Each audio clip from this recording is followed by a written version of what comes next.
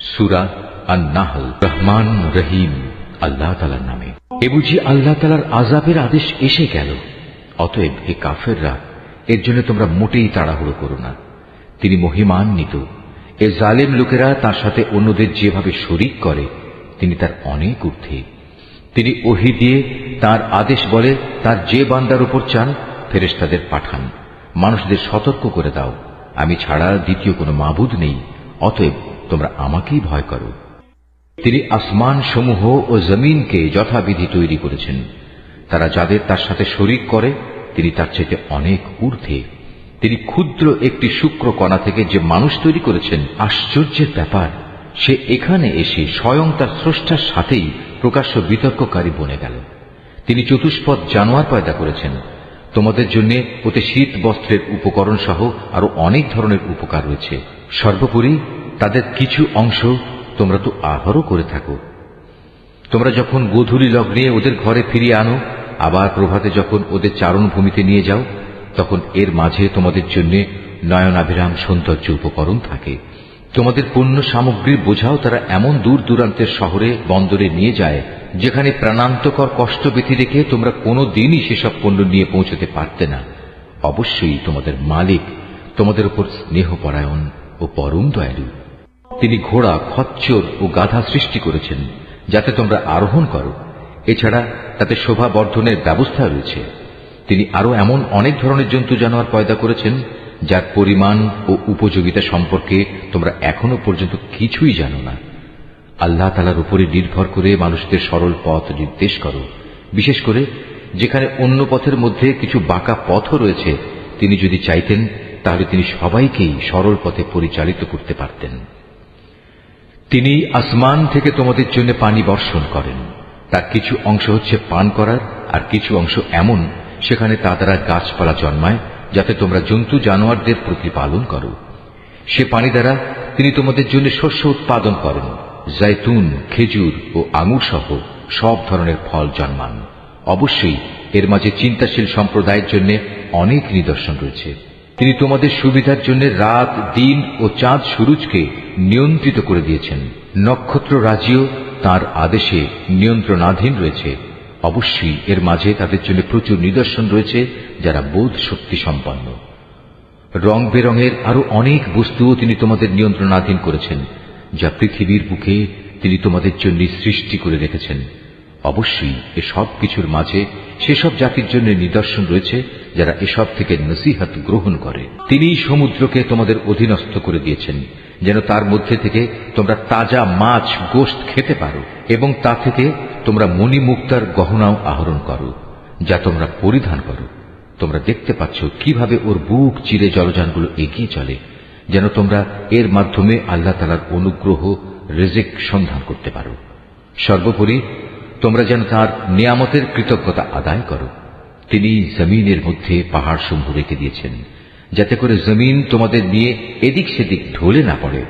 তিনি নদী ও পথঘাট বানিয়ে দিয়েছেন যাতে করে তোমরা সব জায়গা দিয়ে নিজেদের গন্তব্যস্থলে পৌঁছতে পারো।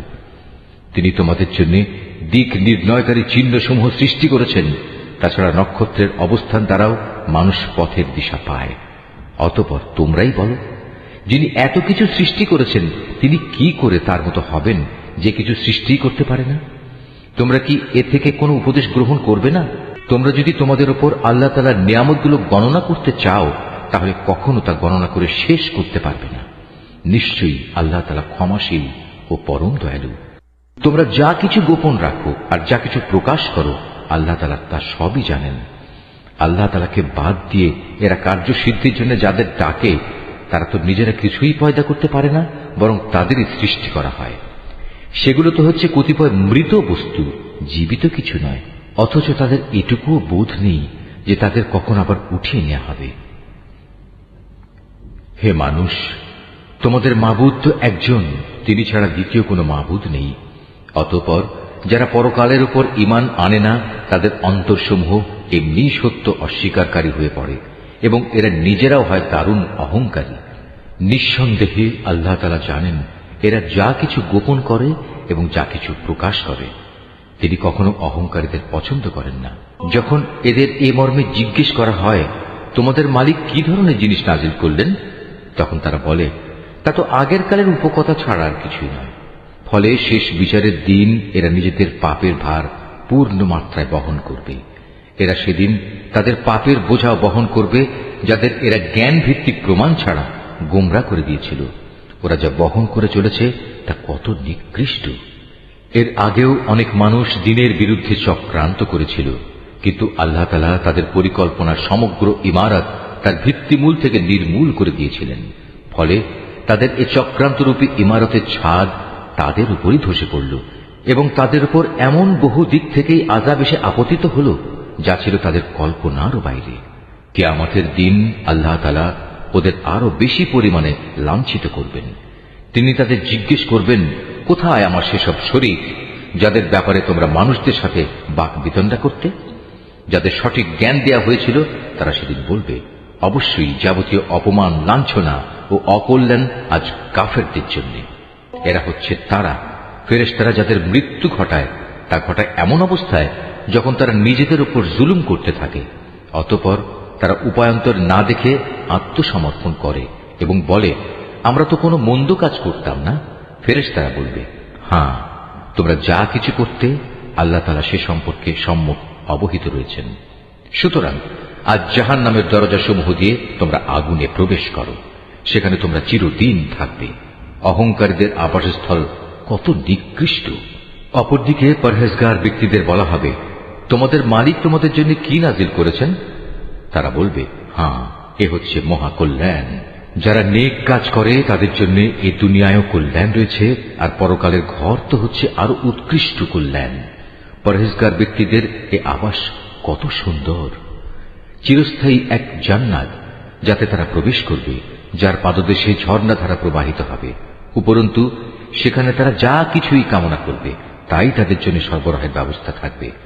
এভাবেই আল্লাহ তাআলা পরহেজগার ব্যক্তিদের তাদের নেক কাজের প্রতিফল দান করবেন।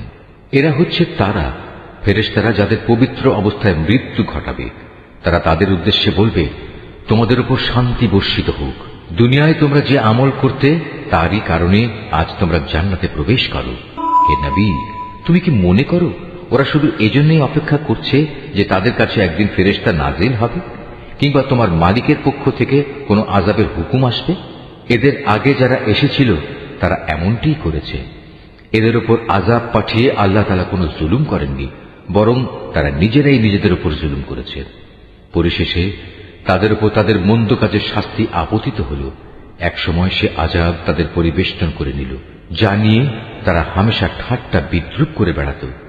মুশরিকরা বলে, যদি আল্লাহ তাআলা চাইতেন তাহলে আমরা তো তাঁকে বাদ দিয়ে অন্য কিছুর ইবাদত করতাম না, না আমাদের বাপদাদারা অন্য কারো ইবাদত করত।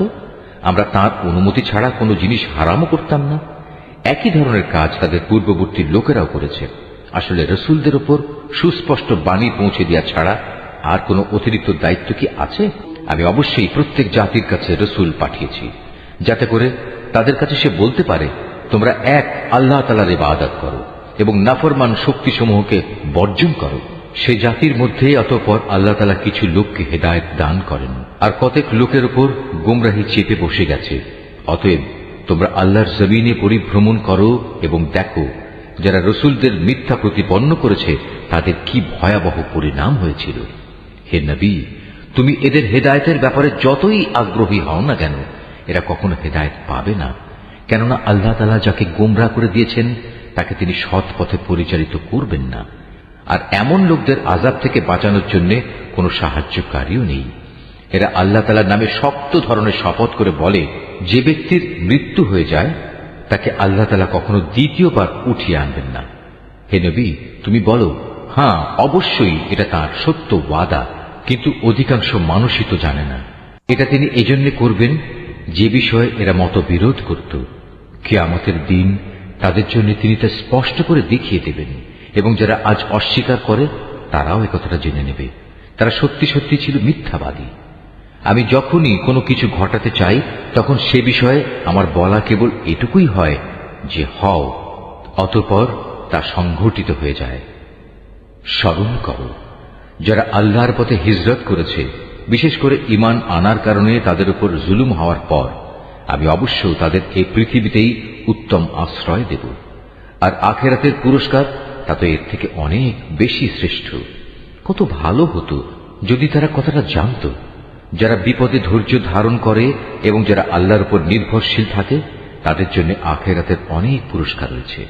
হে নবী, আমি তোমার আগেও এ মানুষদের মধ্যে থেকেই কিছু ব্যক্তিকে রসুল বানিয়ে প্রেরণ করেছি, যাদের উপর আমি ওহী পাঠিয়েছি। অতএব যদি তোমরা না জানো তাহলে কেতাবধারীদের জিজ্ঞেস করো। এসব নবীকে আমি সুস্পষ্ট দলিল প্রমাণ ও কেতাব সহকারে পাঠিয়েছি।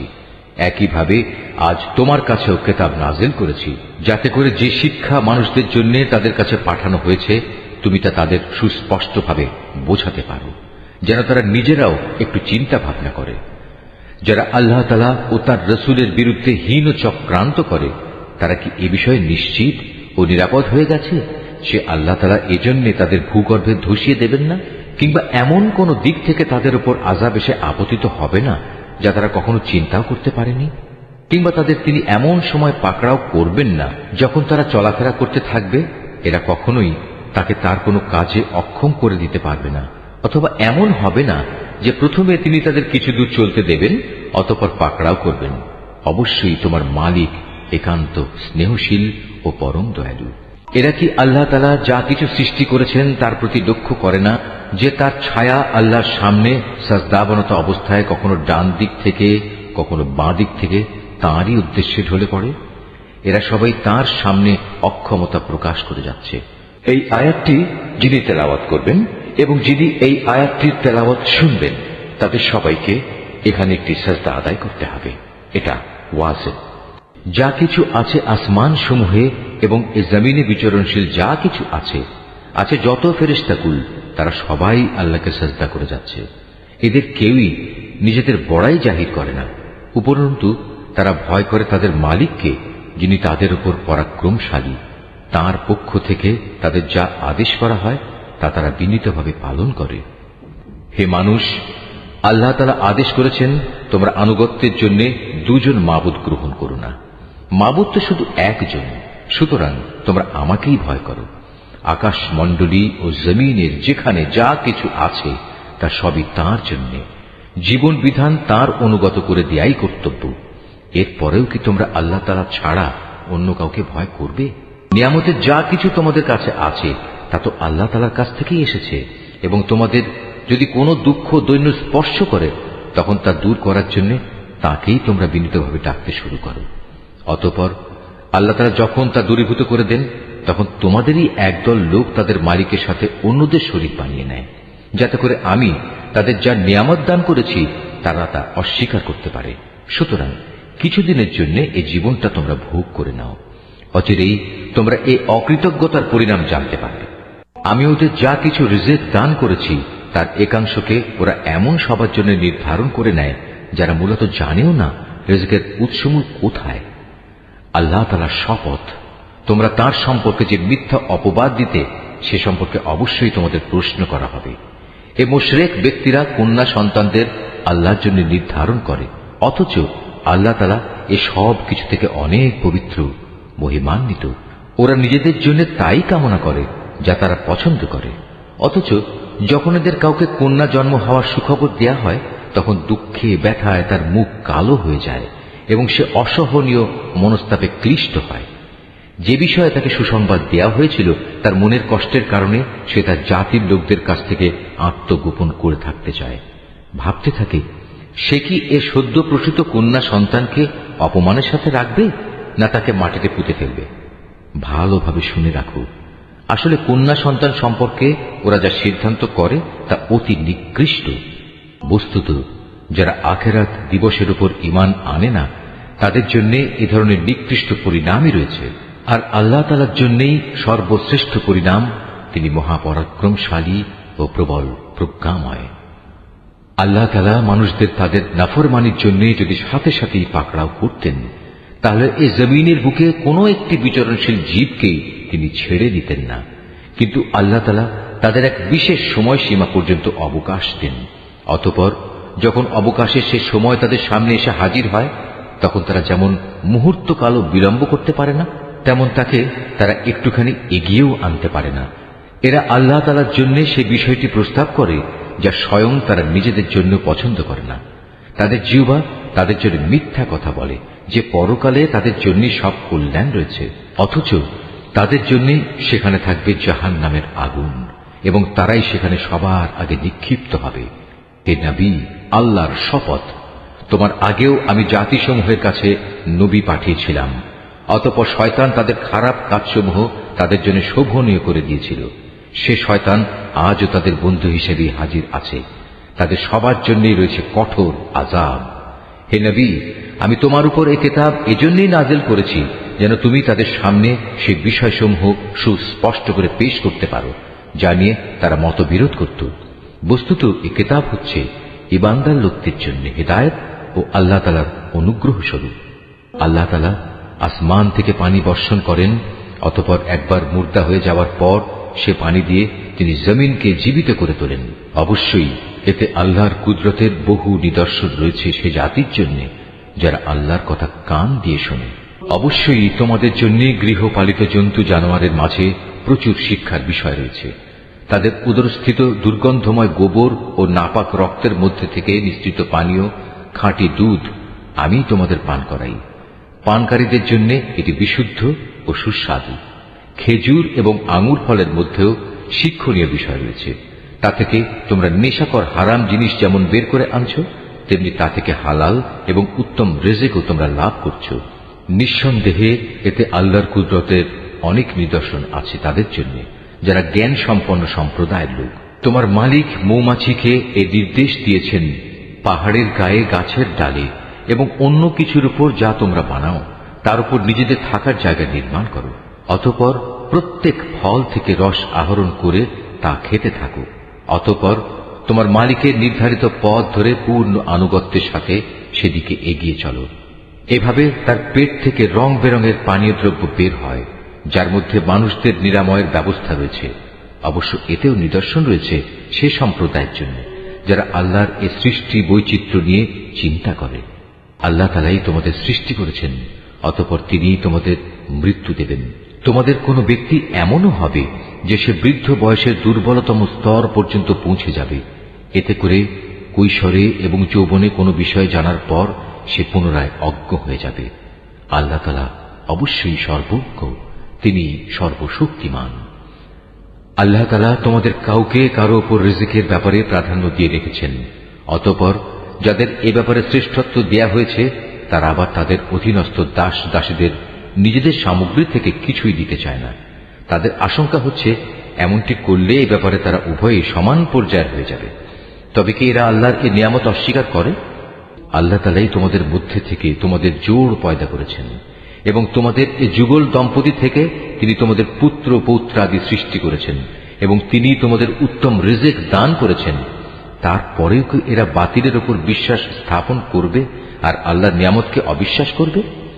এবং এরা কি আল্লাহ তাআলাকে বাদ দিয়ে তাদের বানানো মাবুদের গোলামি করবে যাদের আকাশমণ্ডলী ও জমিনের কোথাও থেকে কোনো প্রকার রিজিক সরবরাহ করার কোনো ক্ষমতা নেই? সুতরাং হে মানুষ, তোমরা আল্লাহ তাআলার কোনো সদৃশ্য দাঁড় করিও না। অবশ্যই আল্লাহ তাআলা সব কিছু জানেন, তোমরা কিছুই জানো না। আল্লাহ তাআলা এখানে অপরের অধিকারভুক্ত একটি দাসের উদাহরণ দিচ্ছেন যে নিজে থেকে কোনো কিছু করার ক্ষমতা রাখে না।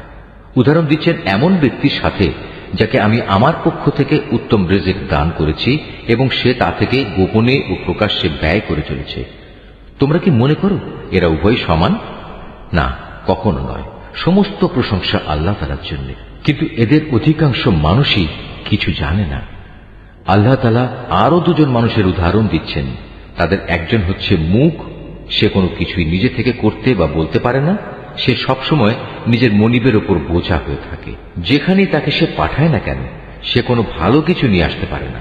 এই অক্ষম ব্যক্তিটি কি সমান হতে পারে সে ব্যক্তির যে নিজে মুক্ত নয়, বরং সে অন্য মানুষদের ন্যায় কাজের আদেশ দিতে সক্ষম? সর্বোপরি যে ব্যক্তি সহজ সরল পথের উপর আছে। আসমান সমূহ ও জমিনের যাবতীয় অদৃশ্য জ্ঞান একমাত্র আল্লাহর জন্যই নির্দিষ্ট রয়েছে। কিয়ামত অনুষ্ঠানের ব্যাপার তো তাঁর কাছে চোখের পলকের ন্যায়, বরং তার চাইতেও নিকটবর্তী। আল্লাহ তাআলা অবশ্যই সর্ববিষয়ের উপর শক্তিমান। আল্লাহ তাআলা তোমাদের মায়ের পেট থেকে এমন এক অবস্থায় বের করে এনেছেন যে তোমরা তার কিছুই জানতে না। অতঃপর তিনি তোমাদের কান, চোখ ও দিল দিয়েছেন যাতে করে তোমরা শুকর আদায় করতে পারো। এরা কি পাখিটির দিকে তাকিয়ে দেখে না যে আকাশের শূন্য গর্ভে সহজে বিচরণ করছে? আল্লাহ তাআলা ছাড়া এমন কে আছে যিনি এদের শূন্যের মাঝে স্থির করে ধরে রাখেন? অবশ্যই এর নিপুণ ব্যবস্থাপনার মাঝে ইমানদার সম্প্রদায়ের জন্য অনেক নিদর্শন রয়েছে। আল্লাহ তাআলাই তোমাদের জন্য তোমাদের ঘরগুলোকে শান্তির নীড় বানিয়েছেন। তিনি তোমাদের জন্য পশুর চামড়া দিয়ে তাঁবুর হালকা ঘর বানাবার ব্যবস্থা করেছেন যাতে তোমরা ভ্রমণের দিনে তা সহজভাবে বহন করে নিতে পারো। আবার কোথাও অবস্থান নেওয়ার সময়ও তা ব্যবহার করতে পারো। ওদের পশম, ওদের লোম, ওদের কেশ থেকে তিনি একটি নির্দিষ্ট মেয়াদের জন্য তোমাদের অনেক ব্যবহার উপযোগী সামগ্রী বানাবার ব্যবস্থা করে দিয়েছেন। আল্লাহ তাআলা যা কিছু সৃষ্টি করেছেন তা থেকে তিনি তোমাদের জন্য ছায়ার ব্যবস্থা করে দিয়েছেন। তিনি তোমাদের জন্য পাহাড়ের মাঝে আশ্রয়ের ব্যবস্থা করেছেন। তিনি আরো ব্যবস্থা করেছেন তোমাদের জন্য পরিধেয় বস্ত্রের, যা তোমাদের প্রচন্ড তাপ থেকে রক্ষা করে। আরো ব্যবস্থা করেছেন এমন পরিধেয় সমূহের যা তোমাদেরকে তোমাদের সমস্যা সংকট থেকে বাঁচিয়ে রাখে। এভাবেই তিনি তোমাদের উপর তার নিয়ামত সমূহ পূর্ণ করে দেন যাতে করে তোমরা তার অনুগত বান্দা হতে পারো। যদি তারা সত্য থেকে মুখ ফিরিয়ে নেয় তবে তুমি জেনে রেখো তাদের কাছে সুস্পষ্ট বক্তব্য পৌঁছে দেওয়া ছাড়া তোমার আর কোনোই দায়িত্ব নেই। এসব লোকেরা আল্লাহ তাআলার নিয়ামত ভালো করেই চেনে, কিন্তু এ সত্ত্বেও তারা তা অস্বীকার করে। আসলে ওদের অধিকাংশ মানুষই হচ্ছে অকৃতজ্ঞ। স্মরণ করো যেদিন আমি প্রতিটি সম্প্রদায়ের মধ্যে থেকে এক একজন সাক্ষী দাঁড় করিয়ে দেব। অতঃপর কাফেরদের কোন রকম কৈফিয়ত দেওয়ার অনুমতি দেয়া হবে না, না তাদের সেদিন আল্লাহ সন্তুষ্টির জন্য কোনো সুযোগ দেয়া হবে। সেদিন যখন জালেমরা আযাব দেখতে পাবে তখন ভীষণ চিৎকার করে তা থেকে বাঁচার চেষ্টা করবে, কিন্তু কোনো চিৎকারেই তাদের উপর থেকে শাস্তি লঘু করা হবে না, না এ ব্যাপারে তাদের কোন রকম অবকাশ দেয়া হবে। মুশরিক ব্যক্তিরা যাদের আল্লাহর সাথে শরীক করেছিল সেদিন যখন তারা সেসব লোকদের দেখবে তখন বলবে, হে আমাদের মালিক, এরাই তো সেসব লোক যাদের আমরা তোমার বদলে ডাকতাম। অতঃপর সে শরীক কিংবা মুশরিক ব্যক্তিরা উল্টো তাদের উপরেই অভিযোগ নিক্ষেপ করে বলবে, না আসলে তোমরাই হচ্ছে মিথ্যাবাদী। তখন এ মুশরিক ব্যক্তিরা আল্লাহর কাছে আত্মসমর্পণ করবে। যা কিছু কথা তারা উদ্ভাবন করত সেদিন তা নিষ্ফল হয়ে যাবে। যারা কুফরি করেছে এবং অন্য মানুষদেরও আল্লাহর পথ থেকে বাধা দিয়েছে, আমি সেদিন তাদের আযাবের উপর আযাব বৃদ্ধি করব। এটা হচ্ছে তাদের সেই অশান্তি ও ফাসাদের শাস্তি যা তারা দুনিয়ায় করে এসেছে। সেদিনের কথা স্মরণ করো যেদিন আমি প্রত্যেক সম্প্রদায়ের মধ্যে স্বয়ং তাদেরই মধ্যে থেকে তাদের উপর একজন সাক্ষী উত্থিত করব, এবং এ লোকদের উপর আমি তোমাকেও সাক্ষী রূপে নিয়ে আসব। আমি তোমার উপর কেতাব নাজিল করেছি। মুসলমানদের জন্য এই কেতাব হচ্ছে দ্বীন সম্পর্কিত সব কিছুর ব্যাখ্যা, আল্লাহর হিদায়াত ও মুসলমানদের জন্য জান্নাতের সুসংবাদ স্বরূপ। অবশ্যই আল্লাহ তাআলা ন্যায় পরায়ণতা, সদাচরণ ও আত্মীয় স্বজনকে দান করার নির্দেশ দেন, এবং তিনি অশ্লীলতা, অসৎ কাজকর্ম ও সীমা লঙ্ঘনজনিত সব কাজ থেকে নিষেধ করেন। তিনি তোমাদের এগুলো মেনে চলার উপদেশ দেন যাতে করে তোমরা এ থেকে শিক্ষা গ্রহণ করতে পারো। যখন তোমরা নিজেদের মধ্যে আল্লাহর নামে কোনো অঙ্গীকার করো তখন তা পূর্ণ করো, এবং একবার এ শপথকে পাকাপোক্ত করে নেয়ার পর তা ভঙ্গ করো না, কেননা এ শপথের জন্য তোমরা আল্লাহকে সাক্ষী করেছ। অবশ্যই আল্লাহ তাআলা জানেন তোমরা কখন কোথায় কি করো। তোমরা কখনো সেই নারীর মতো হয়েও না যে অনেক পরিশ্রম করে নিজের জন্য কিছু সুতা কাটল, কিন্তু পরে তা নিজেই টুকরো টুকরো করে ছিঁড়ে ফেলল। তোমরা তো তোমাদের পারস্পরিক ব্যাপারে নিজেদের শপথগুলো ধোঁকা ও প্রবঞ্চনার উদ্দেশ্যে ব্যবহার করো, যাতে করে তোমাদের একদল আরেক দল থেকে অগ্রগামী হয়ে যেতে পারে। আসলে আল্লাহ তাআলা এই বিষয়টি দিয়ে তোমাদের পরীক্ষা নেন মাত্র।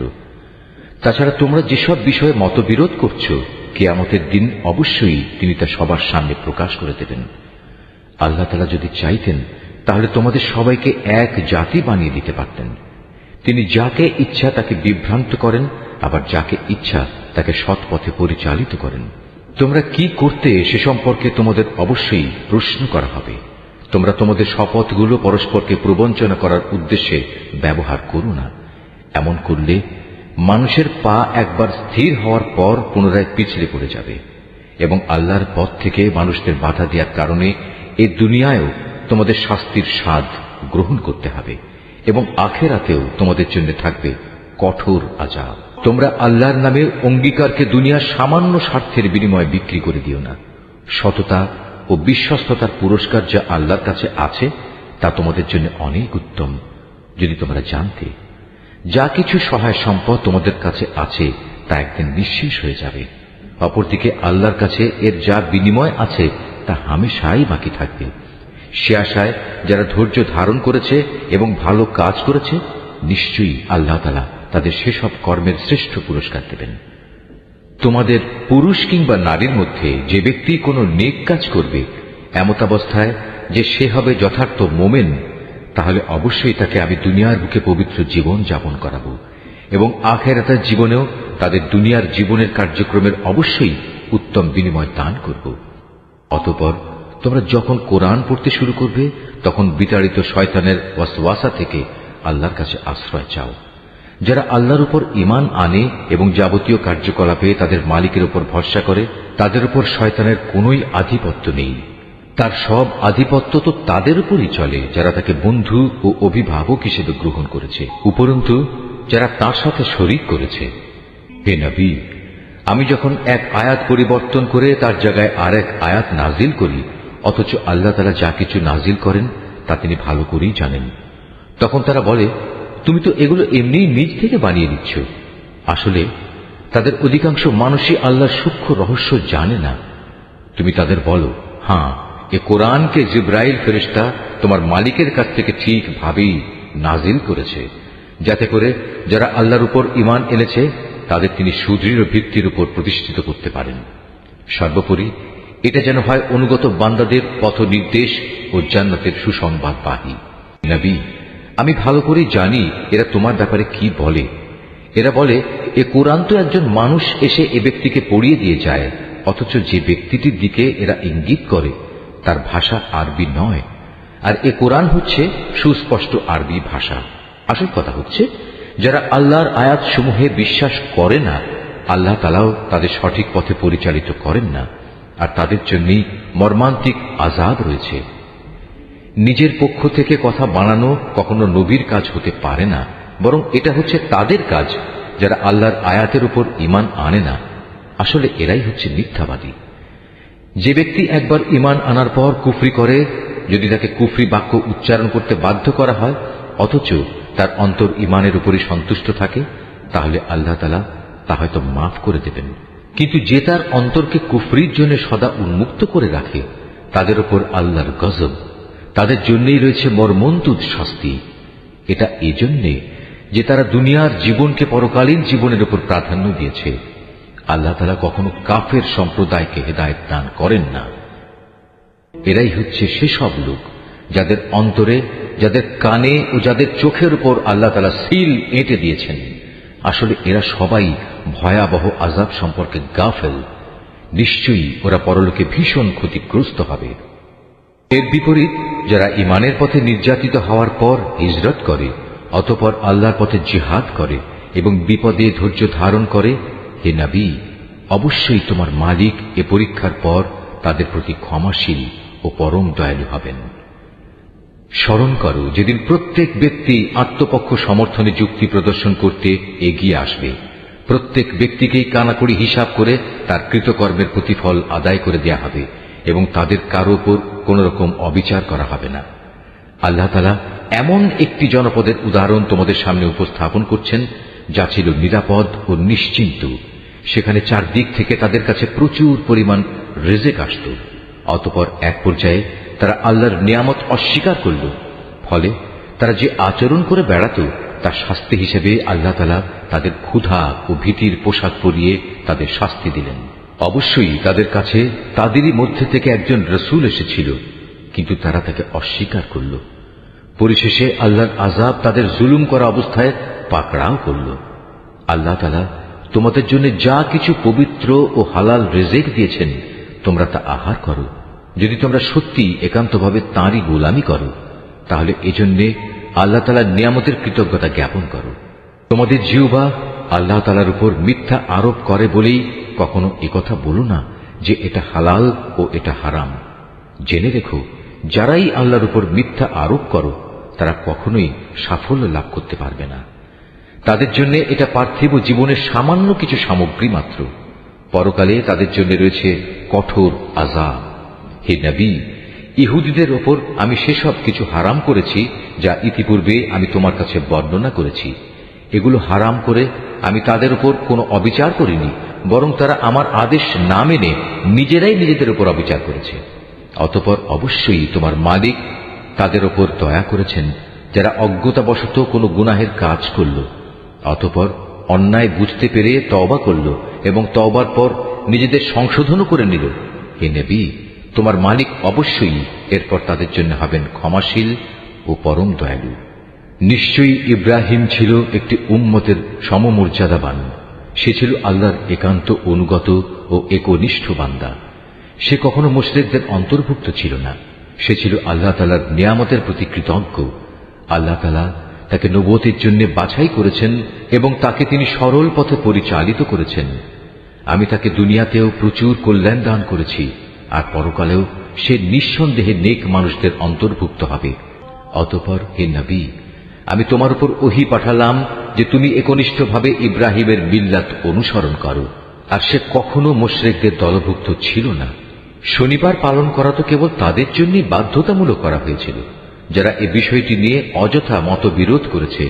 অবশ্যই তোমার মালিক কিয়ামতের দিন তাদের মাঝে সেসব বিষয়ে মীমাংসা করে দেবেন, যেসব বিষয়ে সেখানে তারা মতবিরোধ করত। হে নবী, তুমি তোমার মালিকের পথে মানুষদের প্রজ্ঞা ও সদুপদেশ দ্বারা আহ্বান করো। কখনো তর্কে যেতে হলে তুমি এমন এক পদ্ধতিতে যুক্তিতর্ক করো যা সব চাইতে উৎকৃষ্ট পন্থা। তোমার মালিক এটা ভালো করেই জানেন কে তার পথ থেকে বিপদগামী হয়ে গেছে, আবার যে ব্যক্তি হেদায়েতের পথে রয়েছে তিনি তার সম্পর্কেও সবিশেষ অবহিত আছেন। যদি তোমরা কাউকে শাস্তি দাও তাহলে ঠিক ততটুকু শাস্তি দেবে যতটুকু অন্যায় তোমাদের সাথে করা হয়েছে। অবশ্য যদি তোমরা ধৈর্য ধারণ করো তাহলে জেনে রেখো ধৈর্যশীলদের জন্য তাই হচ্ছে উত্তম। হে নবী, তুমি নির্যাতন নিপীড়নে ধৈর্য ধারণ করো।